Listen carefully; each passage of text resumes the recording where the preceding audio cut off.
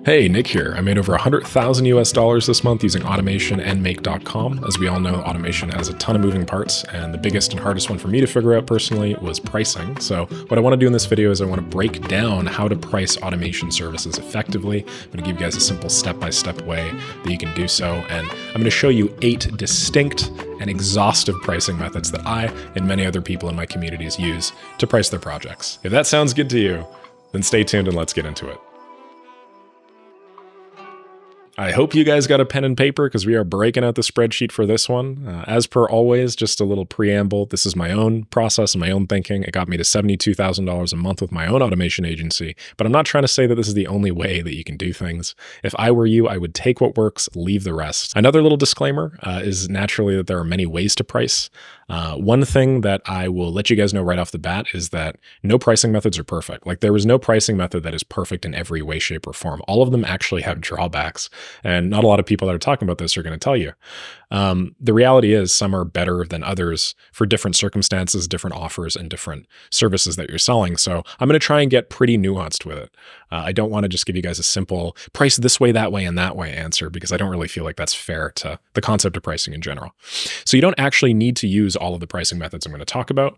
A good example of one is, you would not charge a percentage of revenue for something not in your control, for instance. I'm going to talk about how to do percentage-based pricing in a minute, but that's just a good example of how, some methods are going to work better for specific circumstances than others.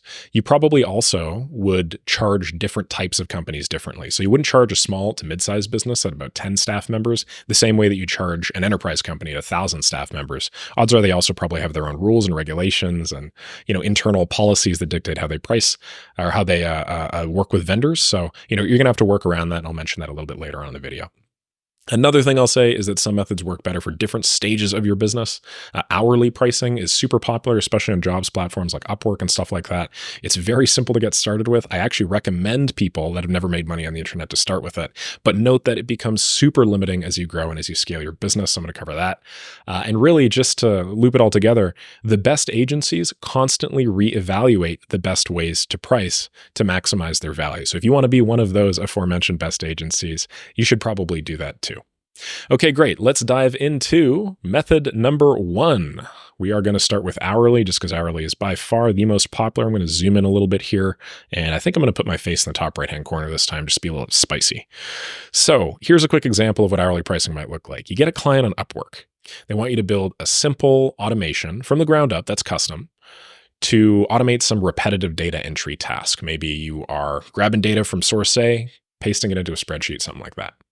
You think that it's going to take maybe 4 or 5 hours. So you tell the client, and then they say, great. They accept the offer. You guys do all this fun stuff together on the platform.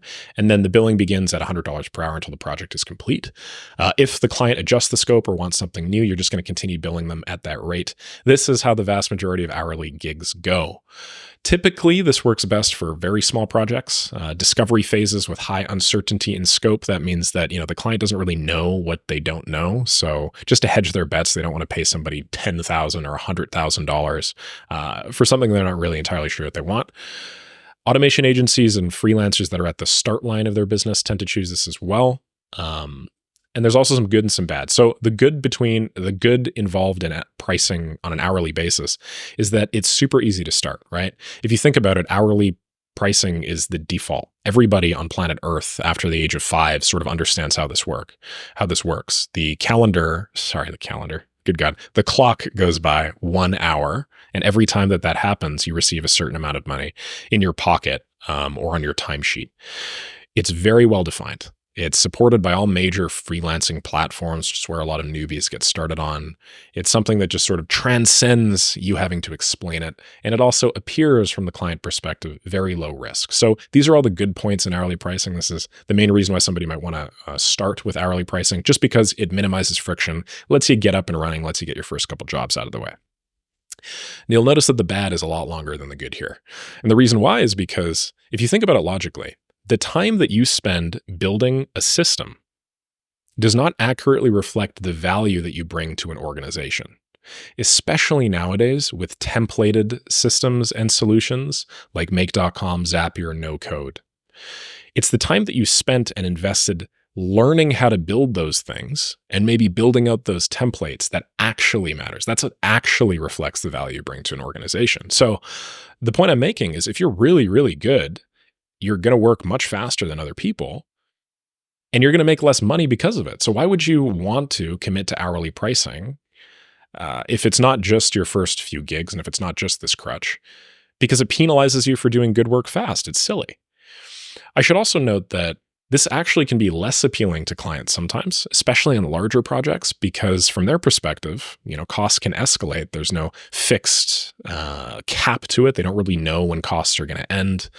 Things typically in the contractor world go over budget and over schedule as well. And, a lot of clients are cognizant of that. So the reason why I talk about hourly here is just to show you guys that this is a viable way to price. It's especially powerful if you're just getting off the ground. I definitely took a lot of hourly gigs when I got started in automation, even in content writing before that, even in like web dev freelancing before that. And it's totally cool because, it allows you to figure out how to do client management. It allows you to figure out a lot of the things that you won't know until you actually find yourself in some sort of contract. But the second that you have a couple of hourly gigs, it's best to off-ramp and switch to one of the subsequent models that I'm going to talk about in a minute.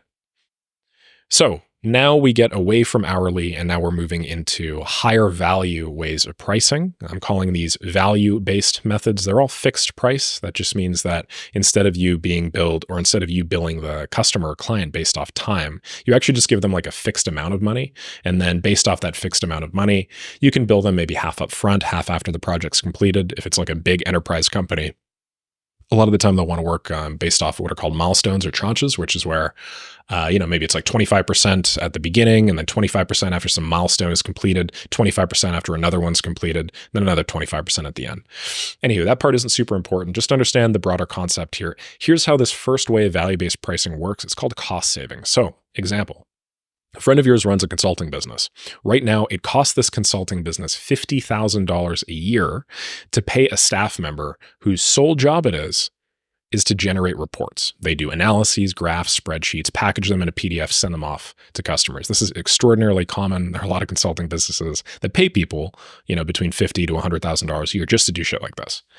Now, you being a proficient automation engineer that has watched all of my YouTube videos, you are confident that you can automate this completely and save that company $50,000 annually.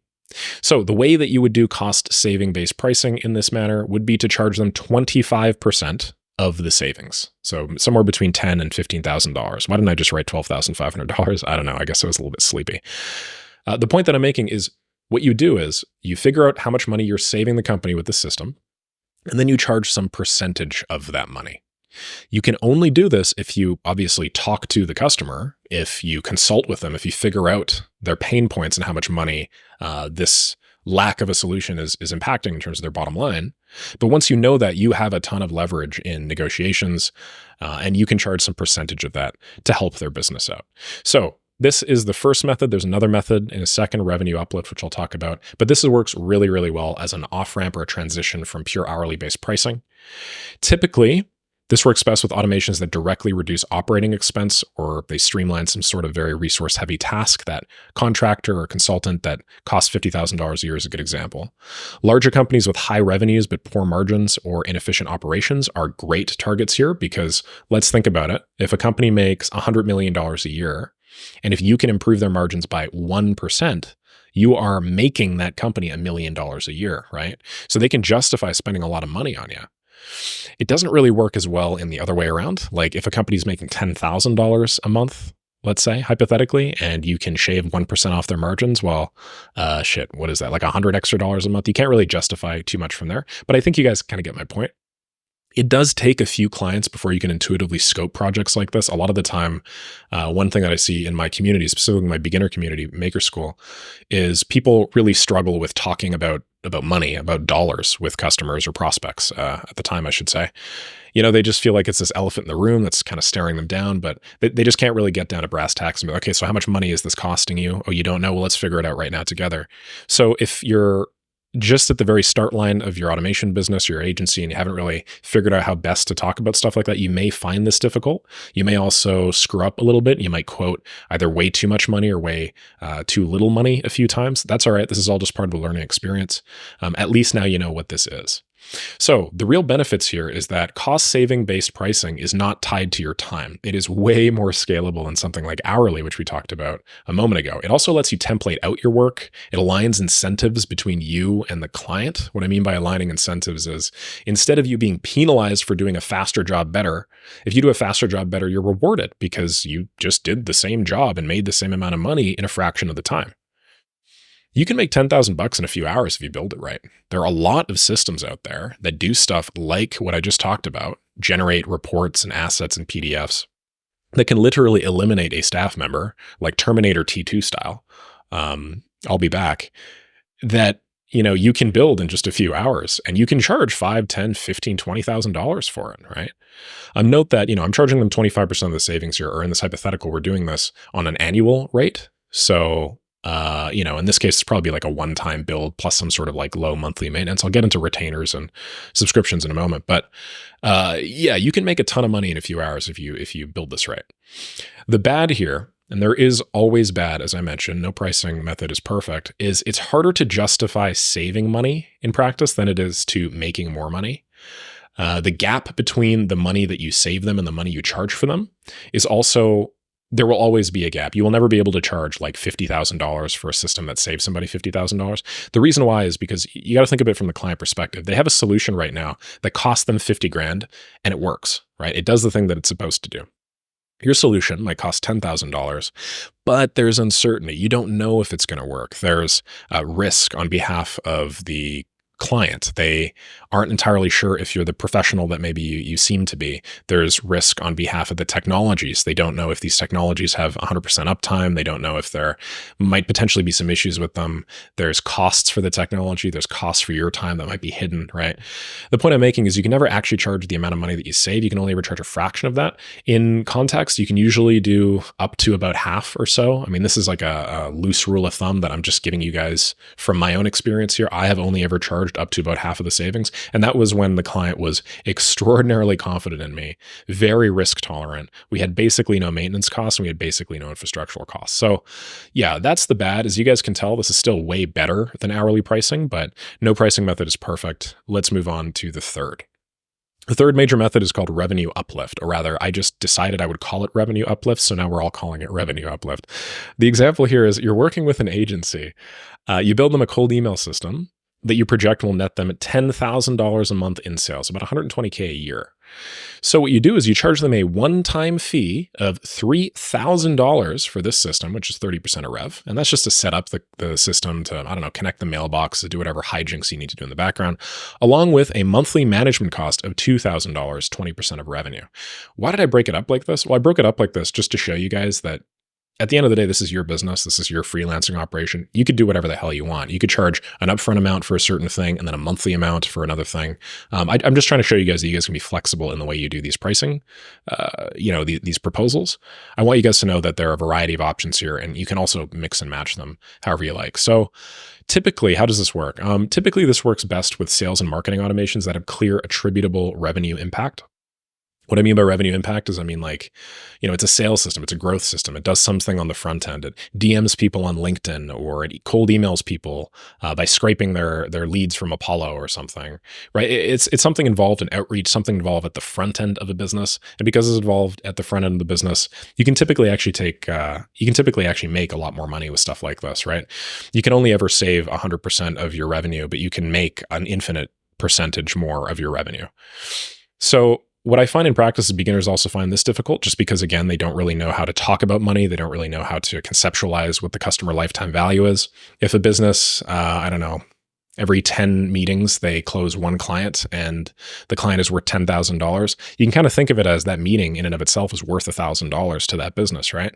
Well, you can continue reverse engineering from there to figure out how much a lead is worth, how much money that the company would need to spend to acquire an equivalent thing. You can do a bunch of math, but a lot of the time I find that, beginners just, they just can't because they don't have the experience. They don't have like the business knowledge. So yeah, this is definitely a little bit harder.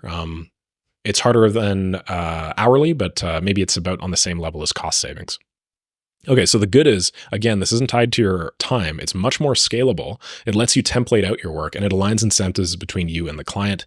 You can also make $10,000 in a few hours if you build this right. The bad is the gap between the money that you think that you're going to make them and the money that you actually charge for the system is, again, a product of these three things. And in practice, I find that you can charge a lower fraction of the money for revenue uplift than you can for cost savings.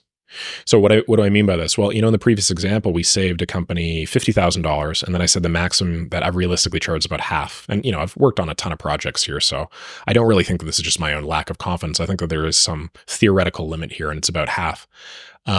You wouldn't be able to charge half of the equivalent value that you bring to a company revenue-wise. That would just be crazy. Companies also have like operational costs to fulfill the deal, right? They have a lot of revenue uncertainty.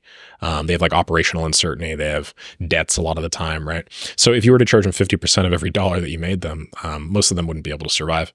In practice, I find 30% is like that theoretical limit. Most of the time it's less. Most of the time it's like 10, 15, 20%.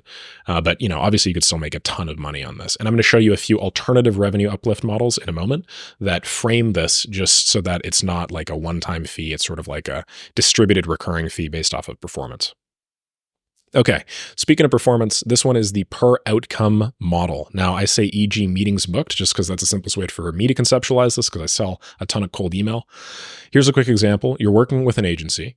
You build them a cold email system and you project just based off of, the volumes that you guys are going on, the math that you've done based off similar offers and all that stuff, that you're going to book them about 20 meetings per month. So maybe one every business day or so.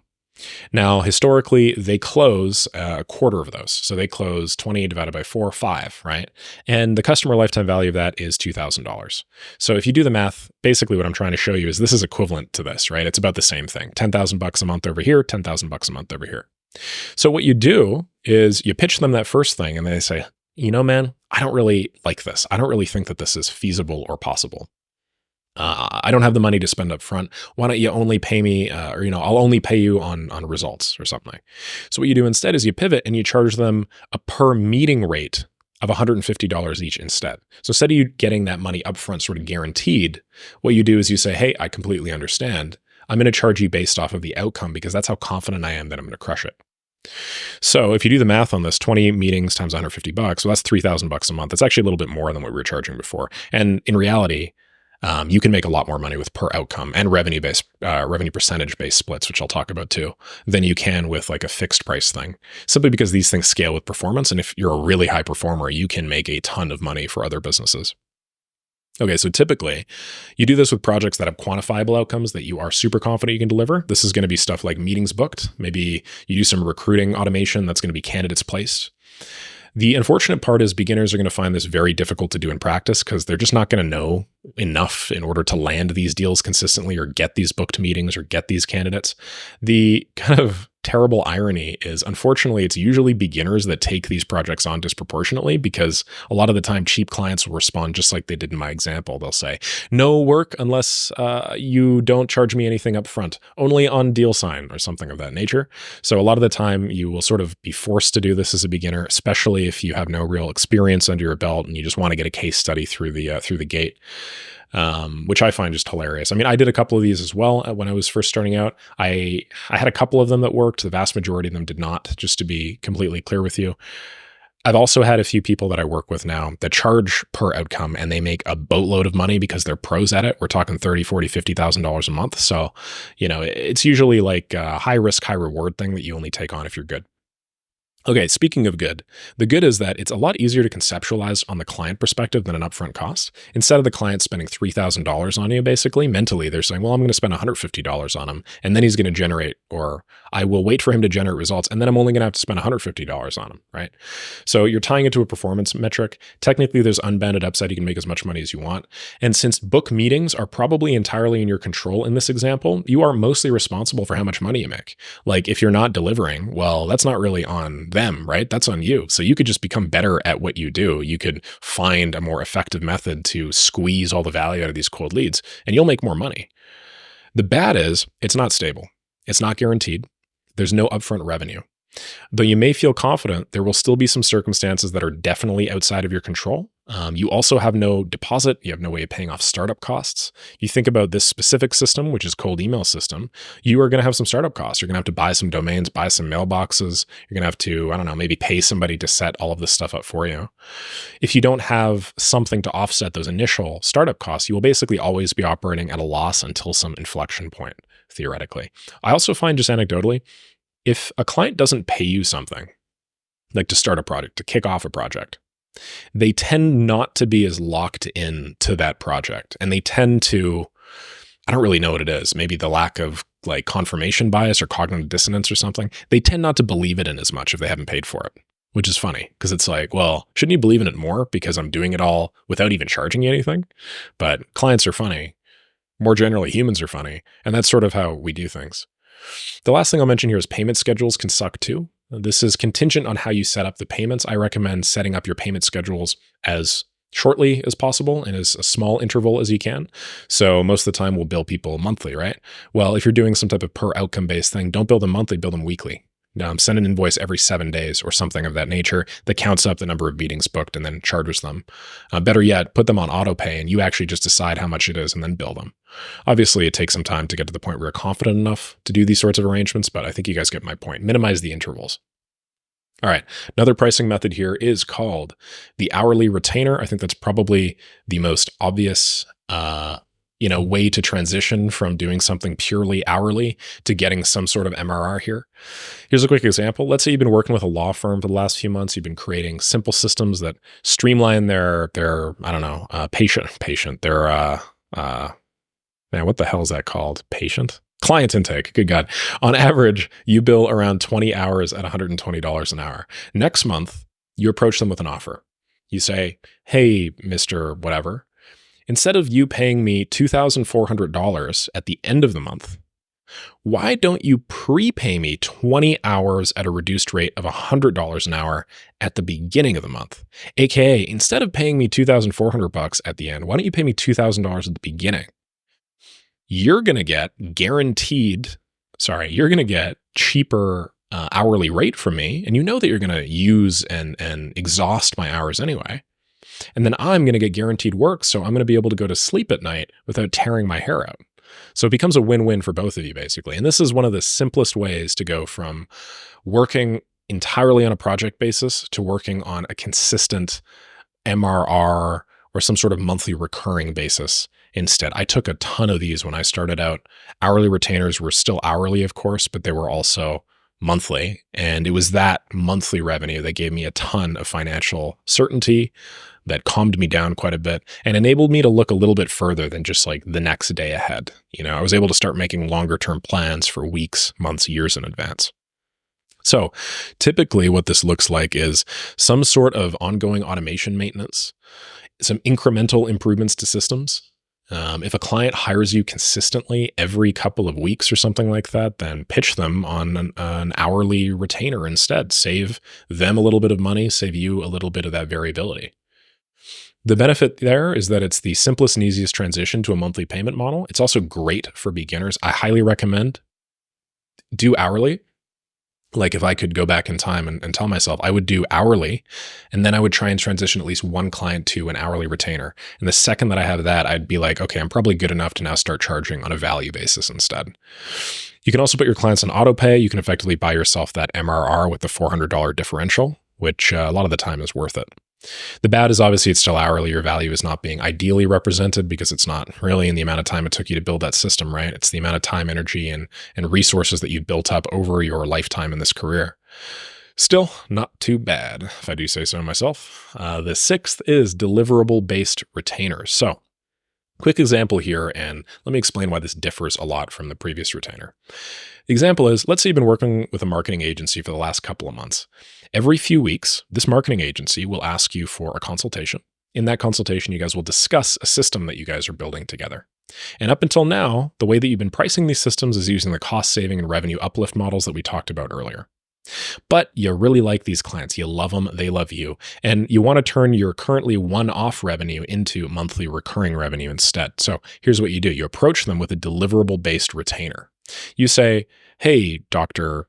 Peter, Dr. Peter, for $5,200 a month, you'll get a weekly strategy call with me. It's 45 minutes.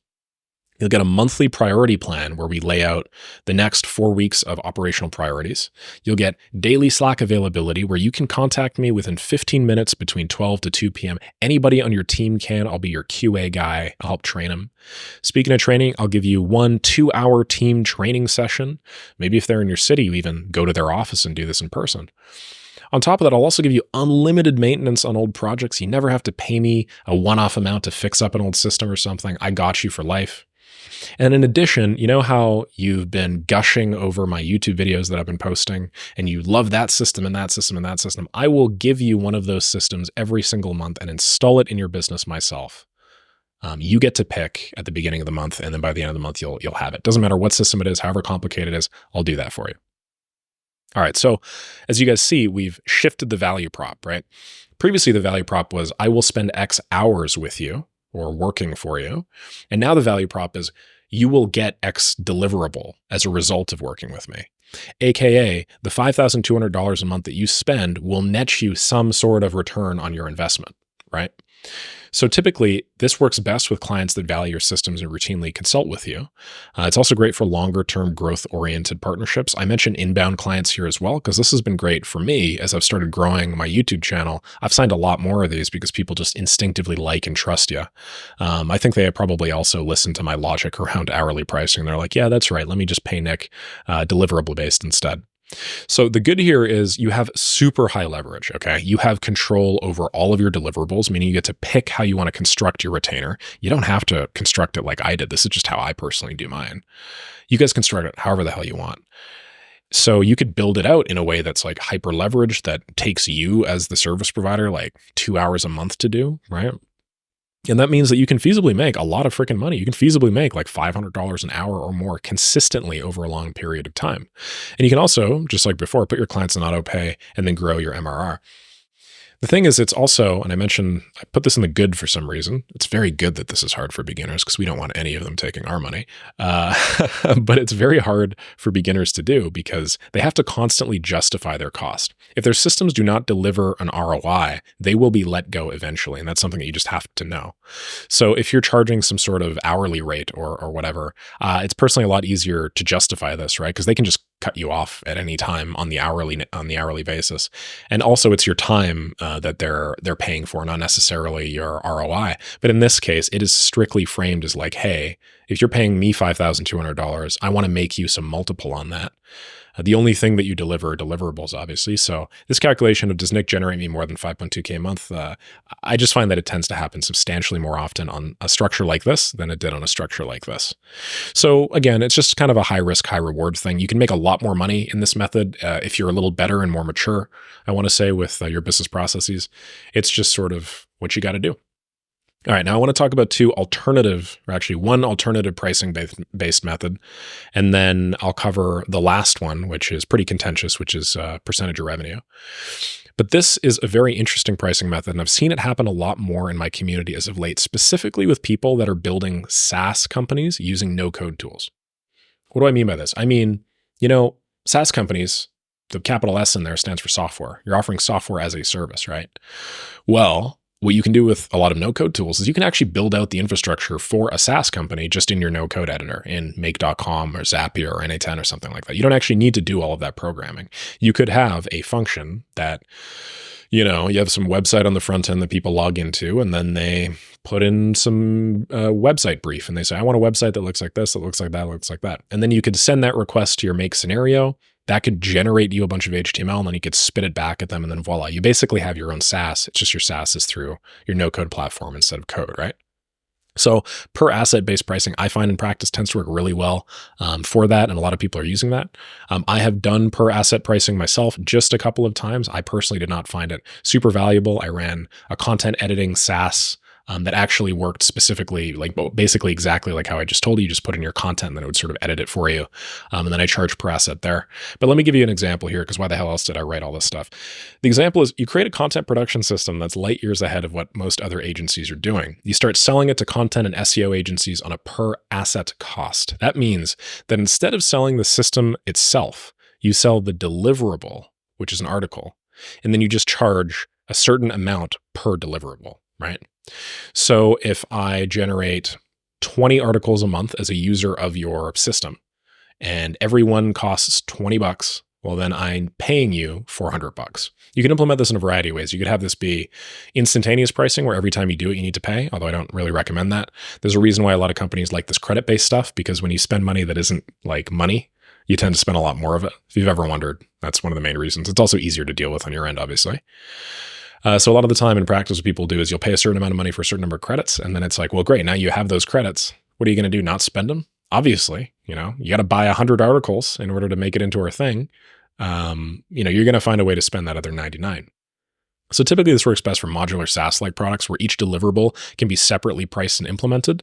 This works for content, so articles, blogs, books, assets like PDFs, white papers. You can do proposal generators this way. Legal, so contracts, reports, like I was talking about in that first or second example way back when, right? If instead of you charging them some cost savings based thing, you instead just charge them $50 flat per report, that might actually make sense for people. Now, the good here is that it's super easy to productize. The initial upfront cost on the customer side of things is usually really low as well. So your deliverable costs usually a lot less than whatever the customer is doing before, meaning that like as a company, you can fix your costs and you can just make your fees a multiple of whatever it costs you internally to run your no-code tool. So if, you're paying $5,000 a month for software, and then you generate 100 articles, that's sort of like $50 a month per in every individual article. Well, if you charge $100 per article, you know that you're making $50 on that, right? Pretty straightforward. That's kind of a bullshit example because you're probably never going to get to a point where you're spending $50 an article, especially in our enlightened AI age. So yeah, it's the most software-like way to price. It's definitely the most scalable. Now, the downside is, despite the fact that it's super scalable, it takes a long time to make like good money here. If you think about it, the cost-saving method that I talked about there, you could charge $12,500 for a system that saves $50,000. You could make $12,500 today. If you wanted to scale to $12,500 with a per asset-based system, well, you need to sell 600 and something articles, right? That might take you a lot longer to do so. So it's a lot more scalable, just like SaaS companies, but it takes a lot longer to grow. You're probably going to start from $0 every month unless you have some recurring model as well. And the detriment is you also have to build infrastructure to track outputs, which can be an ordeal in and of itself. You're basically building like a whole other SaaS app there. Not to mention no deposit unless you ask for one, no way of paying off your startup costs. And then the lack of lock-in on the client usually reduces perceived value. It hits your ability to like get that nice $10,000, $15,000, $20,000 white glove project price.